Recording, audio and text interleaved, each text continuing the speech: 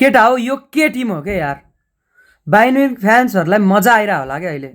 न त लाइमलाइटमा छ टिम, लाइमलाइट जति सबै मड्रिड बार्साले लिएर गइरहेको छ। टिम साइलेन्टली मुभ गरिरहेको छ, बलर्सहरू छ टिममा होइन। लिगमा टपमा, च्याम्पियन्स लिगमा सेकेन्डमा। कम्पनीले टोटल फुटबल खेलाइरहेको छ र कम्पनी एज अ प्लेयर पनि बलर थियो, एज अ म्यानेजर पनि बलर नै रहेछ। नपत्याउँदो खोलाले बगाउँछ भन्छन् नि। भिन्सेन्ट कम्पनी एउटा बर्नलीबाट रेलिगेट भएको म्यानेजर है।